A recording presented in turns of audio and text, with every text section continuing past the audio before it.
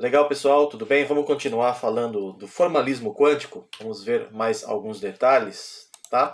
Ah, Nas últimas aulas, né, desde o começo do curso, basicamente, a gente está vendo a interpretação estatística generalizada, né? Por exemplo, a gente sabe como calcular a probabilidade de uma partícula ser encontrada em uma determinada vizinhança, né? Ou seja, você faz a integral debaixo da curva da densidade de probabilidades, que é o módulo da função de onda ao quadrado, entre dois extremos, numa certa vizinhança, né? Numa certa região de x. Essa é a probabilidade de encontrar a partícula por ali. A gente já viu esse tópico 1 aqui. O tópico 2, determinar o valor esperado de qualquer quantidade. A gente já sabe fazer também, é o sanduíche do operador que representa essa quantidade observável, né? Faz um sanduíche lá, bota o operador entre a função de onda conjugada e a própria função de onda, integra em todo o espaço. Esse é o valor esperado do observável. E também sabemos como fazer para encontrar resultados possíveis de medidas de qualquer coisa, né? Pelo menos da energia, a gente sabe, com as suas respectivas probabilidades, né? Então, se eu quero saber qual é quais são os valores possíveis de uma medida de energia, são todos aqueles valores que aparecem na exit, né? Quando a gente resolve a equação de Schrödinger independente do tempo, a gente encontra uma série de energias En aqui. Esses são os valores possíveis de uma medida da energia. As probabilidades vêm de como você escreve a função de onda, né? Deixa eu tirar o módulo ali. A função de onda a gente sabe que dá para escrever como uma soma, né, de Cn, Psi de x, né, e a menos i ent sobre h cortado, né? Sobre h cortado. E essa função de onda aqui, na verdade, depende da posição e do tempo, né? Isso aqui é uma função da posição e do tempo.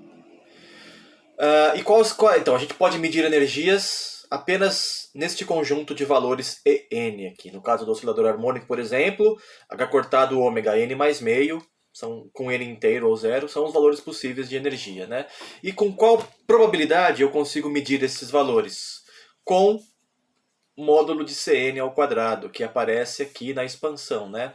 Esse Cn aqui. Módulo de Cn ao quadrado é a probabilidade de uma medida de energia resultar em En. Isso a gente já viu, né? Bom, a interpretação estatística generalizada permite a gente encontrar resultados possíveis e suas respectivas probabilidades na medida de qualquer observável, não apenas na energia, mas em qualquer observável, tá? Pode ser lá o que você quiser. Que seja uma coisa observável, né? Uma coisa que seja representada por um operador hermitiano, como a gente viu na semana passada. Então, né, junto com a equação de Schrödinger, esse é um dos fundamentos da mecânica quântica. Qual é, então, né, o enunciado da interpretação estatística generalizada? É parecido com aquele para a energia, só que você troca hamiltoniano por qualquer operador Q. Então, vamos supor que você tenha qualquer observável Q, que dependa da posição e do momento, né, do seu sistema, ou de uma partícula, né? E a sua partícula ou o seu sistema está em um estado genérico qualquer, psi de x e de tempo. Qualquer medida do observável Q, com a partícula no estado psi, resultará num dos autovalores do operador hermitiano Q chapéu, que representa o observável Q. Tá? É bem parecido com o que eu falei sobre o hamiltoniano e a energia, né? Agora eu estou falando aqui em relação a qualquer observável, em relação a os seus autovalores, né? Então eu meço Q, vou obter um dos autovalores do operador Q chapéu, que representa o observável Q. E esse operador tem que ser hermitiano, porque o Q é um observável, né? E a probabilidade de medir esse valor vai ser Cn ao quadrado, como a gente vai ver aqui rapidinho, uma demonstração bem simples. Ó. Se o espectro de Q é discreto, né, é o único caso que a gente vai trabalhar nesse curso a partir da aula passada, como eu falei para vocês, né, a probabilidade de medir o valor do observável Q e obter Qn, que é um alto valor, né, é Cn ao quadrado. tá? Sendo que o CN, como eu já mostrei para vocês no começo da aula passada, um dos exercícios que eu resolvi por lá, é fazer o truque de Fourier aqui com a função de onda e a autofunção Fn, né? Reparem aqui, ó, que eu tenho um operador Q, certo? Ele tem alto valor Qn, né? Então ele tem uma autofunção Fn, resultará em um alto valor Qn e Fn. Certo? Qn é o alto valor, Fn é o alto estado, a autofunção. Então, se eu quero descobrir o valor de Cn, que aparece, né, da maneira como eu escrevo a função de onda, assim, ó, eu quero escrever a função de onda como uma combinação linear de todas as autofunções do operador Q.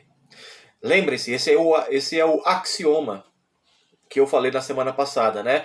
Você acha os autovalores e autoestados de qualquer operador hermitiano, eles formam uma base do espaço de Hilbert. Significa que eles podem descrever qualquer função do espaço de Hilbert, né? Qualquer função que mora no espaço de Hilbert é uma função de onda. Qualquer função de onda pode ser escrita na base de qualquer operador hermitiano, tá? Que representa um observável. Então eu posso escolher o hamiltoniano, que é hermitiano, que vai nos dar a energia, né? Eu posso escolher a posição, o momento angular, tá? A energia cinética, a energia potencial. Eu posso escolher qualquer observável, obter os autovalores e autoestados, né? Pegar esses autoestados, eu consigo escrever qualquer função de onda como uma combinação linear dos autoestados. De qualquer operador, tá? De qualquer operador. Não precisa ser apenas da energia, né? Nas aulas passadas a gente viu em relação à energia. Eu escrevo a função de onda, expando em termos dos estados estacionários, que a gente sabe que são os autoestados do hamiltoniano, né? Faço lá uma combinação linear dos autoestados do hamiltoniano. Mas não precisa ser do hamiltoniano, pode ser de qualquer operador, tá? Basta eu conhecer o espectro deste operador, ou seja, saber todas os autovalores e suas autofunções respectivas, tá? Por quê? Porque, como diz lá o axioma da mecânica quântica, a base de autofunções de qualquer operador hermitiano formam uma base completa do espaço de Hilbert do seu sistema. Então eu consigo escrever qualquer função como uma combinação linear das autofunções de qualquer operador hermitiano.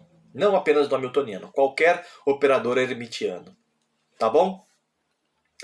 Bom, e aí a gente fala o seguinte, ó. Eu tenho um observável Q qualquer, tá? Eu tenho um estado genérico, a partícula está em algum estado, psi, tá?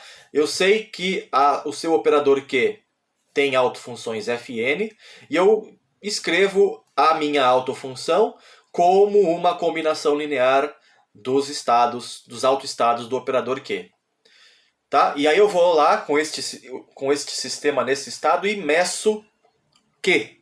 Tá? Então eu tenho aqui a função de onda escrita em termos, né, da base de autofunções de Q, e vou lá e meço o observável Q. O que eu vou obter? Bom, a gente já sabe, eu vou obter um dos Qns. Né? Com qual probabilidade? Com esta aqui, ó, com Cn, o módulo de Cn ao quadrado. Essa é a probabilidade de medir Qn quando eu meço o observável Q. E aí eu digo o seguinte, ó, assim que eu meço, tá? Assim que eu faço uma medida de Q, a função de onda colapsa para o autoestado correspondente. Tá? Então aqui eu faço uma medida de Q, do observável Q, né? Obtenho Qn.